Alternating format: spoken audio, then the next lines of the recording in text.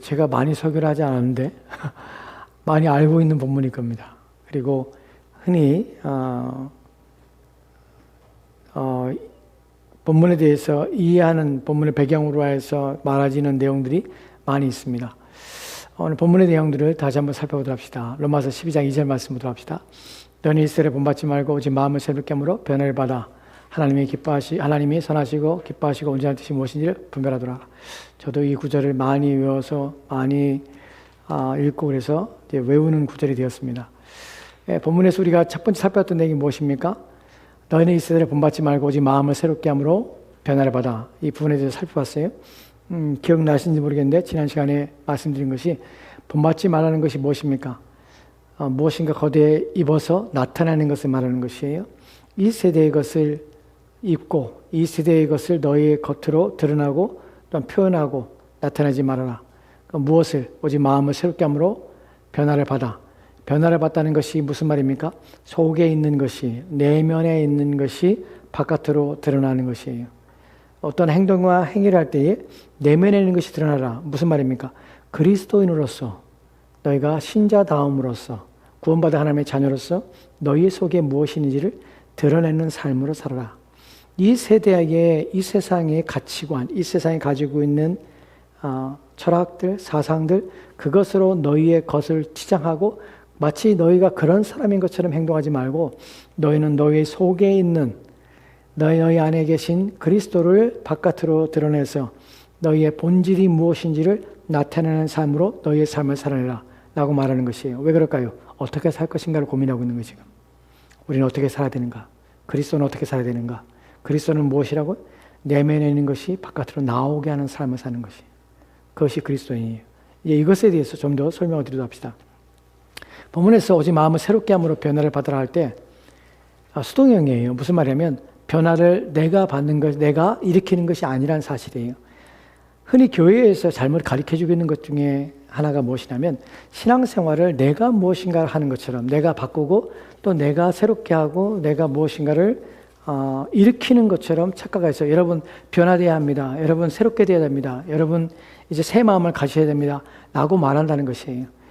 여러분 그러나 본문이 말하는 것들은 그것은 내가 노력으로 되는 것이 아니에요. 왜냐하면 본문에서 마음을 새롭게 함으로 변화를 받는 것은 받아지는 것이에요.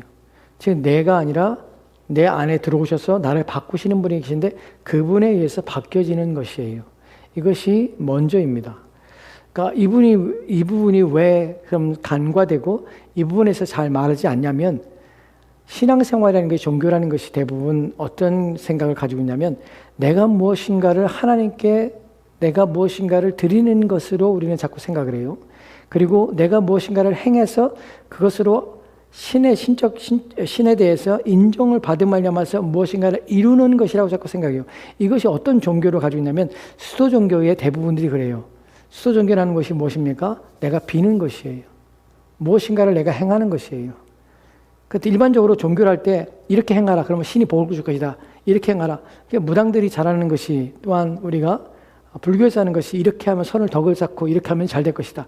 라고 자꾸 이렇게 무엇인가를 행함으로 초월자에게 무엇인가를 얻어내는 방식으로 우리는 자꾸 신앙 종교를 그렇게 생각하기 때문에 그런 우리의 습관상 우리가 기독교인에는 불구하고 기독교의 본질은 내가 무엇인가를 일으키거나 내가 무엇인가를 행함으로 보답으로 무엇을 받는 것이 아니에요. 먼저 하나님의 은혜가 우리 가운데 부어질 때야 내가 무엇인가를 그제서야 무엇인가를 행할 수 있는 일이 우리 가운데 일어나게 되는 것이에요. 그래서 마음을 새롭게 함으로 변화를 받게 되기 때문에 누가? 그리스도인은 그런 사람이기 때문에 너희가 어떻게 그래서 속이 바뀌어진 사람이라는 것이에요. 그래서 어떻게 그 다음에 나오는 것이 하나님의 선하시고 기뻐하시고 온전한 뜻이 무엇인지를 분별하도록 하라 라는 말이 다음에 나오게 되는 것이에요. 사실은 이것은 각기 다른 내용이지만 두 개가 연결되어 있어요. 어떻게 연결됐냐면 첫 번째로 마음을 새롭게 함으로 변화를 받게 되는 성령의 사역이 우리 안에 일어나서 우리로 하여금 마음을 새롭게 하는 일들이 벌어지게 됩니다. 그렇게 되면 우리는 그 다음에 일어나는 것이 뭐냐면 하나님의 선하시고 기뻐하시고 온전한 뜻이 무엇인지를 분별하는 것은 누구냐면 우리가 하는 역할이에요. 순서가 바뀌는 것이 아니라 순서가 뭐냐면 성령이 먼저 우리 마음을 변화시켰기 때문에 우리 안에 어떤 일이 벌어지면 하나님의 선하시고 기뻐하시고 온전한 뜻이 무엇인지를 분별할 수 있는 능력이 분별할 수 있는 일들이 가능해져서 그 일을 행하게 되는 것이에요. 그렇게 따라오는 것이에요. 이것이 순서예요. 그 때문에 중생하지 않은 사람에게 교회에서 착한 일을 하란다고 하면 그들은 무엇이냐면 자꾸만 자기가 착한 노력을 행해서 무엇인가 선하다는 인정을 받고자 하는 행위로서의 의로움을 얻고자 하는 일들을 행하게 된다는 것이에요. 이렇게 하면 이것은 신앙이 아니에요. 이것은 기독교가 아닐 뿐만 아니라 이렇게 한다고 해서 그들이 구원받지 않아요. 그래서 교회 안에는 구원받지 않은 착한 사람들로 가득한 것이 마치 교회인 양 사람들 생각한다는 것이에요. 이것은 오해예요. 그렇지 않아요. 교회는 무엇이냐면 중생한 사람들이 모이는 곳이에요. 중생한 사람들이 성령에 의해서 살아가는 곳이 교회예요. 중생한 사람들이 어떻게 해요? 그들이 이제 그들 내면의 변화를 말미암아서 하나님의 선하시고 기뻐하시고 온전한 뜻이 무엇인지를 분별하는 삶을 살아내게 되는 것이에요. 이것이 순서적으로 오는 것이에요. 근데 교회 안에서 중생을 경험하지 못하니까, 중생이 뭔지도 모르니까, 맛보지 못했으니까 어떻게? 나의 의로, 나의 착함으로, 나의 행실로 무엇인가를 하려고 애를 쓰는 것이에요. 그러다 보니까 자꾸 문제가 생기는 것이에요. 왜요? 한계가 있으니까. 지난 말씀인 것처럼 시간이 지나면 신앙이 바뀌어요. 변질되는 이유가 무엇입니까? 제가 어렸을 때 처음에 제가 청년 때 가장 많이 들었던 것이 권사님들도 가장 많이 들은 것이 젊었을 때 몸성할 때 하나님께 열심히 봉사해야 돼. 나이 먹으면 하나님께 봉사도 못해. 이제 나이 먹어서 우리는 아무것도 못해. 하고서는 마치 뒷방 늙은이처럼 참견만 하고 일을 하나도 안 하고 그냥 그렇게 있는 것이 그 젊은 집사들한테 젊은 것들이 일을 해야 돼 라는 말을 해요. 그 자기들이 일을 안 해. 그 자기들 아무것도 안 해. 교회에 와서 예배드리고 우리 집 젊었을 때 다 했어. 이게 무엇이냐면 구원받지 못하기 때문이에요. 그 구원받지 못하기 때문에 나는 이제 할 일을 다 하는 것이야. 마치 신앙이 내가 하나님에 대해서 내가 하나님의 구원에 대해서 무엇인가를 보답을 다 해놓은 상태에서 이제 나는 더 이상 내가 모든 것을 갚았으니까 이제는 나는 아무것도 안 해도 돼. 나는 양 착각하는 것이에요. 마치 내가 무엇인가 하는 것인 양.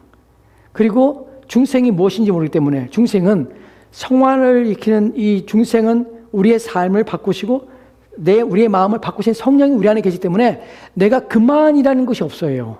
나이 먹어서 내가 신앙생활을 그만하는 것이 없어요. 내 몸이 늙었다고 해서 내가 신앙생활을 멈추지 않아요. 내가 잘하지 않는 것이 아니에요. 우리의 겉사람은 후패하지만 우리 속사람은 날로 새로워지는 것이에요. 신앙생활은 그래서 깊어지면 깊어질수록 거기서 뭐가 나오냐면은 샘솟듯이 하나님의 은혜가 펑펑펑 흘러 넘쳐야 돼요. 무엇 때문에? 그들 안에 있는 내면의 성령 때문에 그런 것이에요. 성령이 오래되고 10년 되고 20년 되고 30년 되고 무슨 성령이 됩니까? 그 성령이 이제 일 안 해요? 아니요, 그렇잖아요. 성령은 늘 우리 마음을 새롭게 하는 것이에요. 끊임없이 우리의 마음을 바꾸시는 것이에요. 그래서 20대의 나의 신앙과 70대의 나의 신앙에 다른 점이 있다면 깊이가 달라지는 것이 더 뜨겁게 하나님을 섬기고 더 뜨겁게 별로 육신이 아닐지 모르지만 나의 마음은 더 열정이 되고 나의 마음은 더욱더 하나님을 위해 살고자 하는 마음이 일어나야 되는 것이 당연한 것이에요. 이것이 신앙의 원리예요. 근데 그렇지 않은 이유가 무엇이냐면 중생하지 않았으니까. 그들 안에 무엇이 없으니까 성령을 통하여 내면의 변화가 없으니까 자기 마음대로 사는 거예요. 이제 본색이 드러나는 것이에요. 이제 내 마음대로 살고자 하는 본색이 드러나서 신앙이 30년, 40년 되면 이제 자기 마음대로 하는 것이 목사님 말도 안 들어요. 이제 내가 닳고 들었다는 것이 이제 은혜도 안 돼. 예배도 은혜도 안 돼. 말씀도 은혜도 안 돼. 아무것도 은혜가 안 돼. 무엇이로? 습관적으로 나오는 것이에요. 그래서 지적지만 하는 것이에요. 앉아서 자기는 아무것도 안 하고. 왜요? 중생하지 않았으니까. 거듭나지 않았으니까. 그 안에 성령이 없으니까. 오늘 본문에서 중요한 것이 성령이 우리 안에 계실 때에 어떤 일들이 일어나는 것을 우리 가운데 말하고 있는 내용이 정말 중요해요. 본문에서 말하는 것은 성령이 하시는 일은 뭐예요? 마음을 새롭게 함으로 우리를 변화시키는 일을 하는 것이에요. 한 번요? 아니요. 계속해서 이 일들을 일으키시고 우리의 마음을 이끌어 가십니다. 두 번째로 우리가 할 일은 무엇입니까? 하나님의 선하시고 기뻐하시고 뜻이 온전한 뜻이 무엇인지를 분별하여 그대로 행하는 삶을 사는 것이에요. 그래서 성령의 사역과 우리의 사역이 연결돼서 함께 가는 것이에요. 이에 대해서 빌립보서 2장의 12절과 13절 말씀이 이렇게 기록되어 있습니다. 같이 돌아갑시다. 시작. 그러므로 나의 사랑하는 자들아, 너희가 나 있을 때뿐만 아니라 더욱 지금 나 없을 때에도 항상 복종하여 두렵고 떨림으로 너희 구원을 이루라. 너희 안에 행하시는 이는 하나님이시니 자기의 기쁘신 뜻을 위하여 너에게 소원을 두고 행하게 하시나니. 아멘. 너희의 구원을 이루라 합니다. 너희의 구원을 이룬다는 경작하다는 것이에요. 땅을 일구시 밭을 일구시 너희의 구원을 이루어가는 것이, 구원은 완성된 것이 아니에요. 세 가지 동사가 되죠. 과거, 현재, 미래의 구원이 있습니다. 현재 내가 완성해 가는 것이에요. 미래의 구원은 무엇입니까? 그리스도 오신 날 이제 우리가 변화된 새로운 몸을 입고 완전 영화의 상태에 들어가는 것이에요. 즉 현재 우리의 구원을 이루어가는 것이에요. 현재 우리의 구원을 이루어갑니다. 누구와 함께? 성령을 통해서. 근데 그 구원이 어떻게 이루어집니까? 너희 안에 행하시는 이는 하나님이시니 너희의 구원을 온전히 이루라. 근데 너희 안에 행하시는 이는 하나님이시기 때문에 하나님이 너희의 구원을 함께 너와 함께 이루어가신다. 하나님이시 어떻게 이루어가시냐? 하나님이 자신의 기쁘신 뜻을 위하여 너희에게 소원을 두고 행하게 하시나니. 너희의 소원을 두고 행하신다니 행한다는 말이 무슨 말입니까? 너희에게 소원을 두고 행하신다. 내가 소원을 가지고 내 소원을 이루어가고 내 소원이 완성되어 가는 것을 하나님 도우신다 라는 말이 아니에요. 사람들은 너희에게 소원을 두고 행하신다는 말을 착각해서 내가 소원을 두고 내가 꿈을 꾸면 하나님께서 내 꿈을 이루어 가신다고 착각해요. 본문의 의미가 그런 의미가 아니에요. 본문은 어떤 의미입니까? 하나님이시니 자기의 기쁘신 뜻을 위하여 너희에게 소원을 두고, 하나님이 자기의 기쁘신 뜻을 가지고 너희의 소원을 두시고 하나님의 소원을 너희 마음에 두고, 그리고 너희로 하여금 그 소원을, 하나님 두신 너희 안에 두신 소원을 따라 행하도록 만들어 가신다는 것이에요. 그래서 우리 구원이 이루어지는 것이에요. 너희의 구원을 이루라. 너희 안에 행하신 이는 하나님이시니. 너희의 구원을 이루라. 너희 안에 행하시는 이는 하나님이시니. 무슨 말이에요? 너희의 구원을 이루라. 너희가 이루어가는 것이 아니야. 너희 안에서 구원을 이루어가신 이는, 행하시는 이는 하나님이시기 때문에. 그분은 어떻게 이루어가신다고? 자기의 기쁘신 뜻을 어떻게? 너희의 마음에 소원을 두고, 너희 마음이 그 소원을 바라보며 하나님 주신 소원을 생각해야 되는 것이에요. 그 소원을 이루어가도록 행하게 하시는 것이에요. 그것이 하나님이 우리 가운데서 행하시는 일이에요. 즉 우리와 하나님의 동시에 우리의 구원을 이루어가고 있는 것이에요. 우리는 이 부분에서 우리는 그래서 가만히 있는 것이 아니라 이 하나님의 뜻을, 선하시고 기뻐하시고 온전한 뜻을 이루어가는 일에 온 힘을 기울여야 되고 하나님 우리 안에 일하신다는 것을 우리는 생각해야 되는 것이에요. 다시 로마서 12장 2절 말씀 보도록 합시다. 본문에서 변화를 받아 하나님의 선하시고, 그럼 마음의 변화를 받는다는 것을 생각해 봅시다. 변화를 받다는 것이 무슨 말입니까? 이것은 어떤 세상의 다른 지식을 우리 가운데 준다는 말이 아니에요. 변화를 받다는 것은 첫 번째로 중요한 것이 무엇이냐면 성령께서 우리 가운데 변화를 주시는데 변화를 주는 목적이 있어요. 한글 성경에는 아무리 백날 읽어도 본문의 의미를 명확하지 않아요. 원문이나 영어로 보면 이렇게 읽겠습니다. 오직 마음을 새롭게 함으로 변화를 받아라. 왜냐하면, 또는 무엇을 위하여 그러려면 하나님의 선하시고 기뻐하시고 온다는 뜻이 무엇인지를 분별하도록 하기 위하여 어떻게? 변화를 받는 것이에요. 그럼 변화를 시키시는 성령은 무엇 때문에 변화를 시키십니까? 우리의 마음을 새롭게 하십니까? 무엇 때문에? 하나님의 선하시고 기뻐하시고 온전한 뜻이 무엇인지를 분별하도록 우리의 마음을 새롭게 하시는 것이에요. 즉 마음을 새롭게 하는 것은 다른 의미가 아니에요. 마음을 새롭게 한다는 것은 내가 무엇인가 특별한 것을 얻는 것이 아니라, 또한 내 마음을 새롭게 해서 예전과 다른 새로운 마음으로 새 출발로 능력을 가지고 힘을 가지고 소망을 가지고 인생을 산다는 말이 아니에요. 본문의 의미는 무엇이냐면 하나님이 기뻐하시고 하나님이 선하시고 하나님의 온전한 뜻에 대해서 분별할 수 있는 능력을 갖기 위하여 마음을 새롭게 하는 성령의 능력이란 말이에요. 지금 목적이 뭐예요? 우리로 하여금 하나님의 뜻을 분별하는 것이에요. 그렇다면 마음을 새롭게 하는 것은 무엇에 관련되어 있습니까? 하나님과 관련된 것이에요. 하나님을 이해하는 것이에요. 그래서 우리는 무엇을? 하나님 말씀에 대해서 익숙하게 만든다는 것이 본문에서의 첫 번째 의미라는 사실을 알게 돼요. 하나님의 뜻을 분별하기 위해서는 사람들을 하여금 어떻게 해야 됩니까? 성령은 하나님에 대해서 익숙하게 하는 것이에요. 하나님에 대해서, 하나님 말씀에 대해서 익숙하게 하는 것이에요. 그래서 그것을 이해하게 하는 것이에요. 익숙하다는 것이 무엇입니까? 낯설지 않은 것이에요. 알아듣는 것이 알아듣는 것. 처음에 제가 우리 교회에 이제 설립하고서는 했을 때 초창기에 제가 많이 들었던 것이, 목사님 말씀이 너무 어려워요. 목사님 말씀이 어려워서 못 알아먹겠어요. 좀 쉬운 말로 해주세요. 저는 정말 쉬운 말로 한다고 생각했는데 못 알아먹겠어요. 무슨 말인지 이해가 안 돼요. 어려워했어요, 말씀을. 왜 그랬냐면 안 들어봤으니까. 그런 식의 설교를, 성경을 가지고 성경을 해석하고 성경의 내용들을 이해시키는 것에 안 들어봤으니까 안 익숙한 것이에요. 지금은 익숙하죠. 지금 못 알아먹습니까, 여러분? 가끔 그래요? 지금은 알아듣시잖아요. 그죠? 따라오시잖아요. 제가 또 설명하잖아요. 지난주에 설거지하면서 그러시더라고요. 우리 배지영 군사님이 이제 김용수 사람하고 얘기하는데, 김용수 사람이 이제 저한테 이제 목사님 가경에 대해서 외경에 대해서 막 그런 말 하더라고요. 목사님 그게 뭐 그런 얘기 했는데 목사님 어떻게 됩니까? 읽어야 됩니까? 말아야 됩니까? 그러니까 배 권사님이 옆에 듣으시다가 박 목사님은 이렇게 말씀하실 거예요. 그럴 시간이 있으면 성경이나 읽어. 그럴 시간 있으면 성경이나 읽어. 가경, 외경 쓸데없는 소리 말고 성경이나 제대로 읽어. 라고 말할 거라고. 익숙한 것이에요. 뭐에 대해서? 하나님 말씀에 대해서 익숙한 것이에요. 우리 장로님들이 초창기에는 저한테 성경 구절에 대해서 질문을 많이 했어요. 지금은 성경 구절에 대해서 질문을 많이 하잖아요. 무엇을 질문하면, 목사님 이거 아닌 것 같은데, 이런 말이 아닌 것 같은데, 이 내용이 아닌 것 같은데, 이거 뭔가 다른 것 같은데, 이거 다르지 않아요? 이거 성경이 아니잖아요. 이거 진리가 아니잖아요. 이건 그리스도인의 모습이 아니잖아요. 하고 막 말을 해요.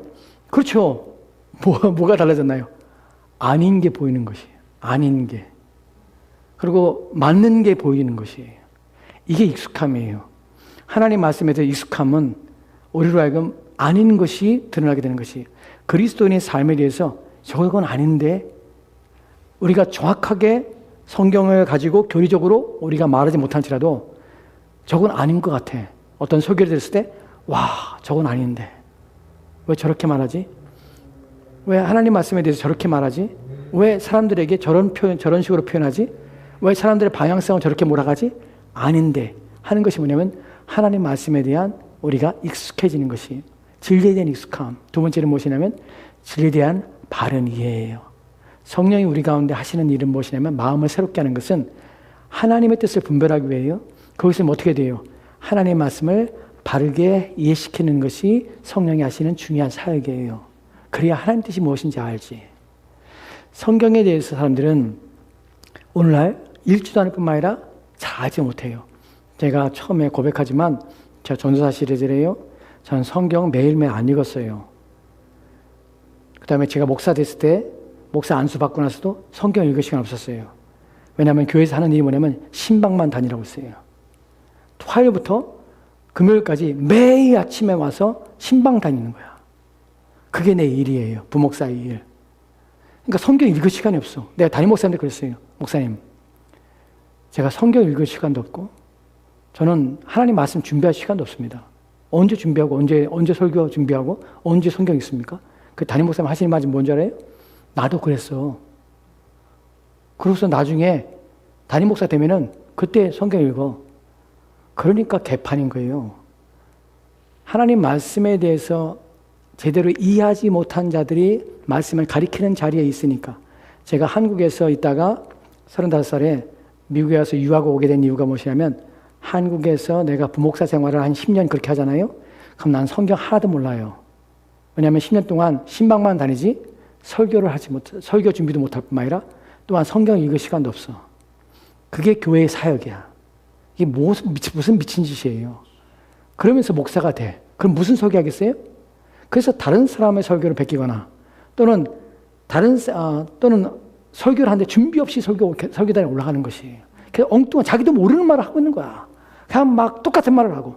제가 처음 전도사 할 때에 담임 목사님이 설교가 365일 똑같았어요. 다른 법이었어. 본문은 달라. 설교 내용은 똑같아. 왜요? 준비를 안 해. 성경을 못 읽어. 이해를 못 해. 그러니까 그런 일이 벌어지는 것이에요. 성령이 하시는 일은 우리가 성경 말씀을 바르게 이해하게 하는 것이에요.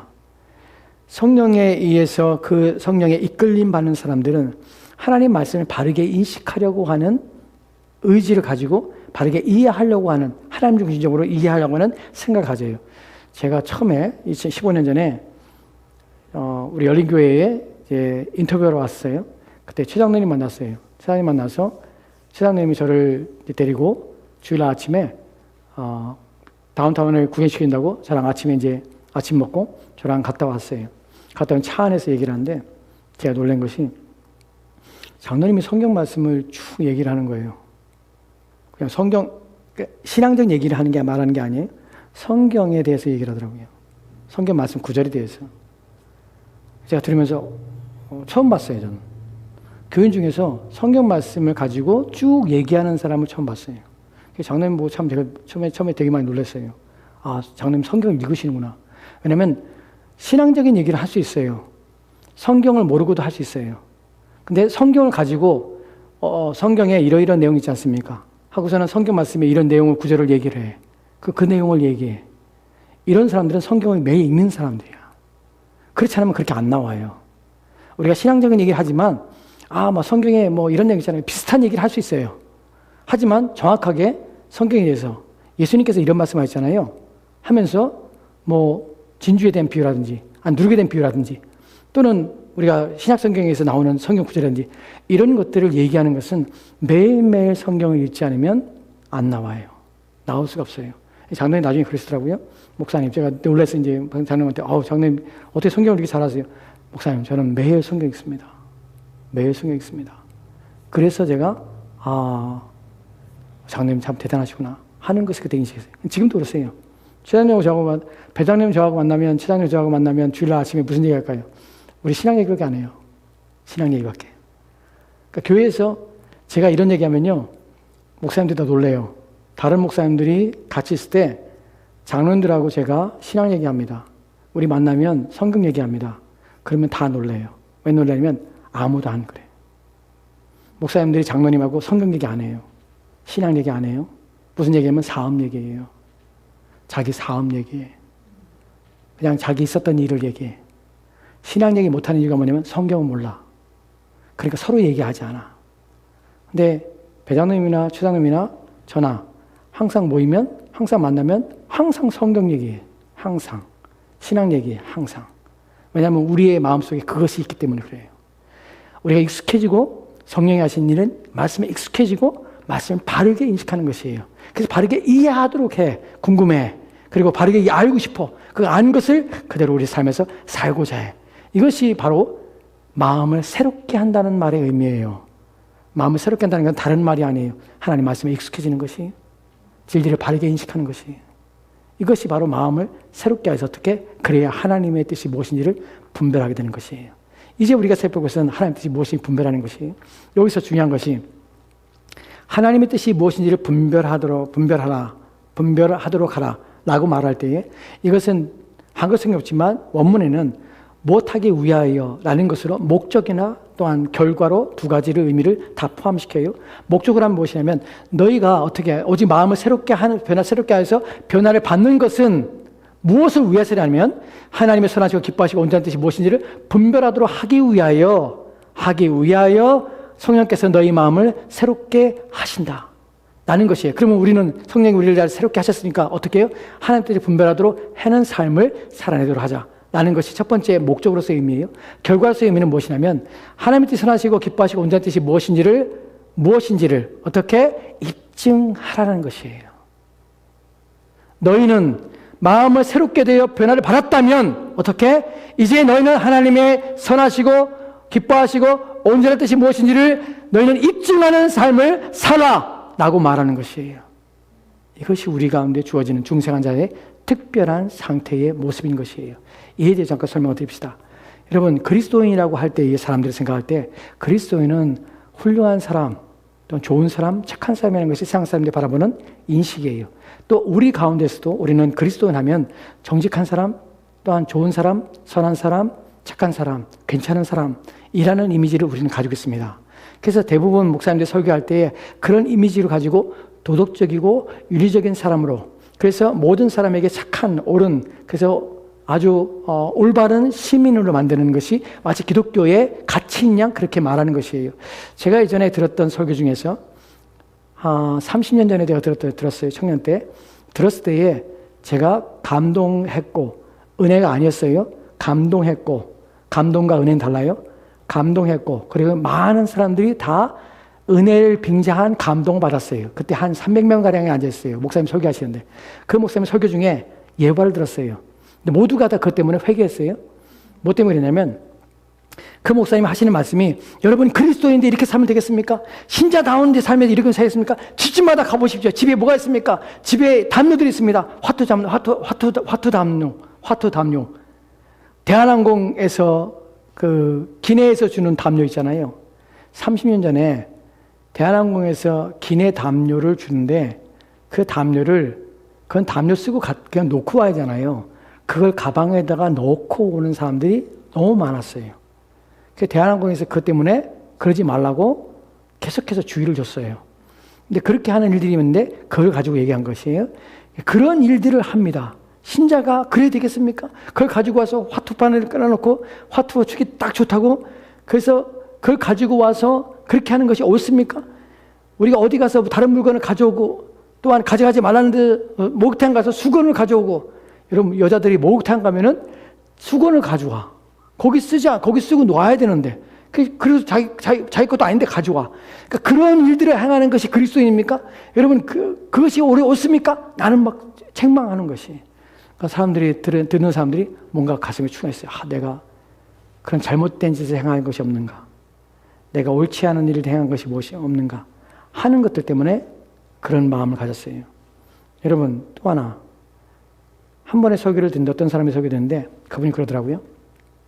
여러분 그리스도인인데 가난한 자가 약한 자를 위해서 여러분이 어느 집을 가지고 있는 사람들은 두 집을 가지고 있는 사람들은 전세를 놨을 때 전세금 올리면 안 됩니다. 월세금 올리면 안 됩니다. 그리스도는 그러면 안 됩니다. 그리스도는 가난한 자를 돌봐야 됩니다. 연약한 자를 생각해야 됩니다. 전세금을 올리지 마십시오. 월세를 올리지 마십시오. 여러분의 탐욕과 욕망에 눈멀면 안 됩니다. 여러분 그리스도인입니다. 하고 막 설교를 했어요. 여러분 고개가 끄덕이죠. 그런 것 같아요. 여러분 그런데 중요한 것은 이것이 나쁘다는 것이 아니라요. 담요를 가져가지 않는 것이 그리스도인의 핵심 가치입니까? 여러분 전세금을 올리지 않는 것이 그렇다고 해서 그 사람이 그리스도인인가요? 그리스도인의 핵심 가치가 전세금 올리지 않는 것과 월세를 올리지 않는 것입니까? 세상 사람들에게 그것은 옳은 것처럼 보이시지만 그리스도인의 핵심 가치는 결코 아니라는 사실이에요.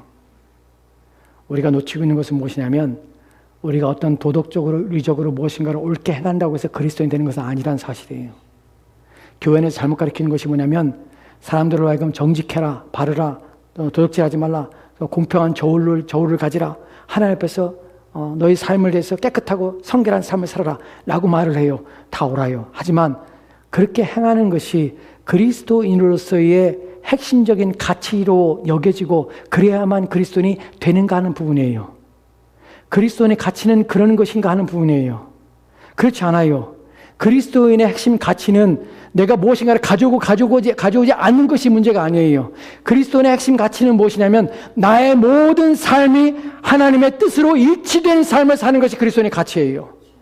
내가 행하지 않는 이유는 무엇이냐면 그것이 비도덕적이고 비미적이기 때문에 그런 것이 아니라 하나님의 모든 뜻에 일치되지 않기 때문에 내가 하지 않는 것이에요. 내가 전세금을 올리지 않는 이유는 그렇게 함으로 내가 내 이익을 더 많이 추구하고자 하는 나의 욕심을 달성하지 않고 가난한 사람을 돌보기 위함이 아니라 나의 모든 뜻이 하나님의 뜻에 일치되기 위하여 나는 하나님의 뜻을 위하여 그렇게 하지 않는 것이에요. 우리가 착각하고 있는 것이 도덕적인 사람과 윤리적인 사람과 기독교인을 구분하지 못해요. 오늘날 사람들이 이것을 못해요. 어떻게 해요? 그래서 윤리적이고 도덕적인 사람을 기독교인이라고 얘기해요. 착한다고 그리스도인이 아니에요. 많은 사람들이 칭찬받는다고 그리스도인이 아니에요. 왜냐하면 칭찬받는 것이 사람이 하나님께서 미워하고 가증한다는 사실을 인식해야 돼요. 누가복음 16장의 15절 말씀 이렇게 읽겠습니다. 같이 들어갑시다. 시작. 예수께서 이르시되 너희는 사람 앞에서 스스로 옳다 하는 자들이나 너희 마음은 하나님께서 아시나니 사람 중에 높임을 받는 그것은 하나님 앞에 미움을 받는 것이니라. 아멘. 사람들은 내가 무엇을 안 가졌으니까 난 우월해. 나는 괜찮은 그리스도인이야. 내가 전세금 안 올렸으니까 나는 그리스도인이야. 괜찮은 그리스도인이야. 나는 착한 그리스도인이야. 천만에요. 예수께서 이르시되 너희는 사람 앞에서 스스로 옳다 하는 자들이나 너희 마음을 하나님께 아시나니 사람 중에 높임을 받는 그것을 하나님 미워하신 것이라. 자신의 마음에 옳다 여기고 자신을 스스로 괜찮게 여기고 나를 괜찮은 도덕적인 사람, 윤리적인 사람, 사람들에게 칭찬을 받는 사람 그런 자리에 서고자 하는 그 모든 욕망은 하나님 미워하시는 것이에요. 우리의 모든 행위의 원리는 무엇입니까? 사람들의 눈이 아닙니다. 사람들에 의해서 저 사람 좋은 사람이야, 착한 사람이야, 착한 목사님이야 라고 말듣는 것이 내 인생의 목적이 아니에요. 내가 무엇인가 해나가는 이유는 나의 모든 삶이 하나님의 뜻에 일치되기 위하여 그렇게 하는 것이에요.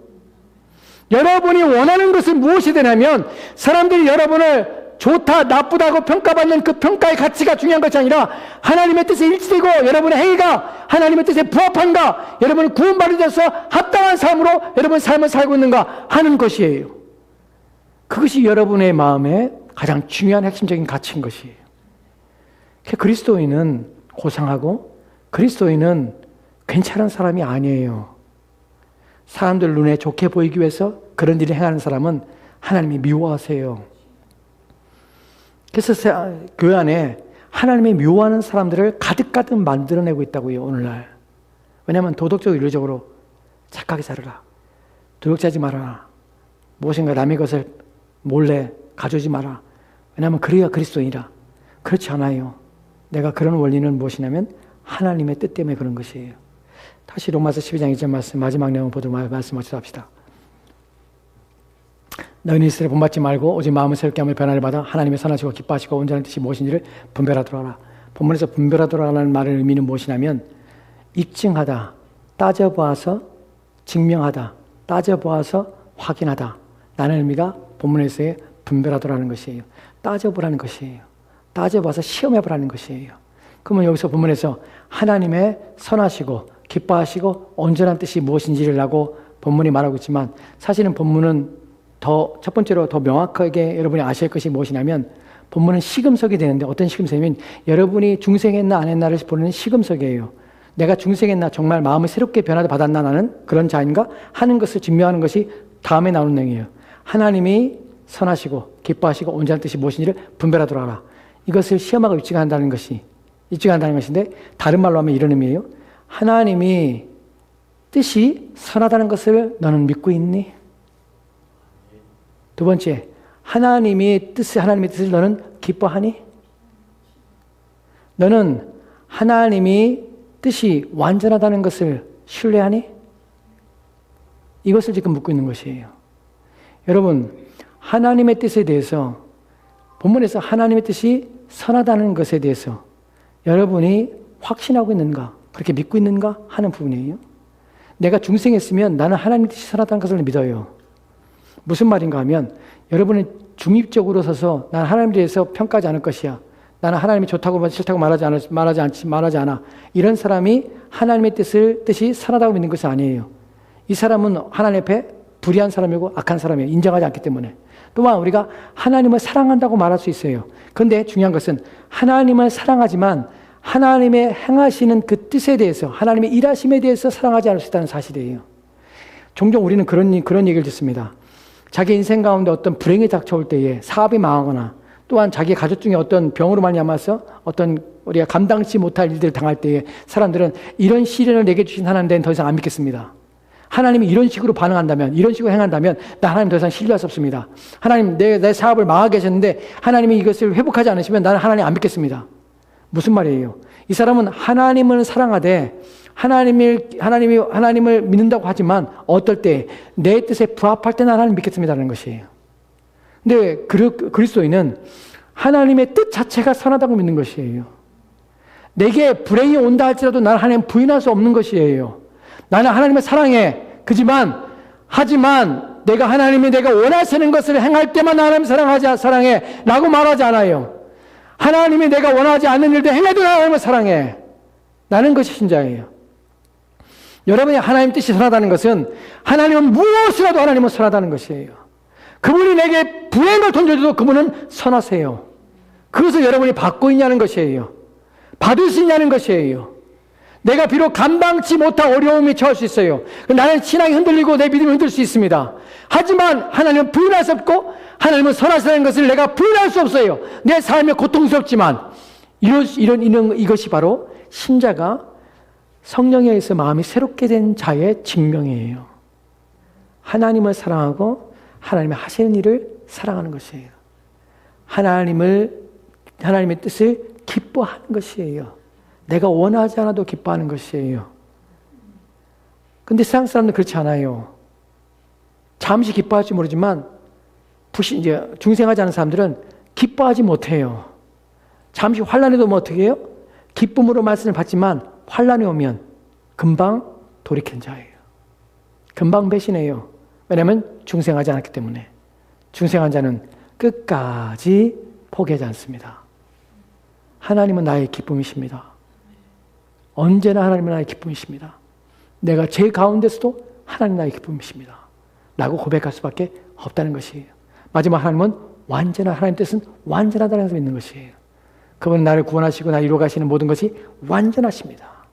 거기에 부족함이 없습니다. 라고 고백하는 것이에요. 마지막으로 골로새 1장의 28절 말씀 보면 이렇게 됐어요. 같이 들어갑시다. 시작. 우리가 그를 전파하여 각 사람을 권하고 모든 지혜로 각 사람을 가르치면 각 사람을 그리스도 안에서 완전한 자로 세우려 함이니. 아멘. 완전한 자로 세우려 하면 누가? 하나님이 나를 그렇게 인도해 가실 것을 확신하는 것이에요. 우리가 하나님 뜻을 분별하고 할 때 하나님 이 사업에서 하나님 뜻 어떻게 분별됩니까? 저 사업을 어떻습니까? 이 비즈니스 어떻습니까? 저 비즈니스 어떻습니까? 이것을 분별하는 것이 아니에요. 사람들은 그렇게 착각해요. 하나님 뜻을 분별하는 것은 하나님의 뜻이 선하다는 것을 입증하고 하나님의 뜻을 기뻐하는 것으로 내가 입증하고 하나님의 뜻이 완전하다는 것을 내가 입증하는 것이에요. 누가? 왜 어떻게 입증하죠? 내 마음을 새롭게 하시는 성령을 통해서 내가 그렇게 되어지는 것이에요. 뜻을 분별하는 것은 증명하고 입증하며 또한 그것을 시험함으로 내가 그것을 확신하는 것이에요. 중생한 자들은 그래요. 그 때문에 하나님의 뜻을 증명하고 하나님이 어떤 분이신지를 입증하는 것이 저와 여러분의 삶이라는 사실을, 이것을 위하여 성령께서 우리의 마음을 새롭게 하셨다는 사실을 기억하시고 이 새롭게 됨을 통해서 하나님의 자녀라는 것을 증명하시는 삶으로 여러분의 삶을 살아내시길 부탁드립니다. 기도합시다.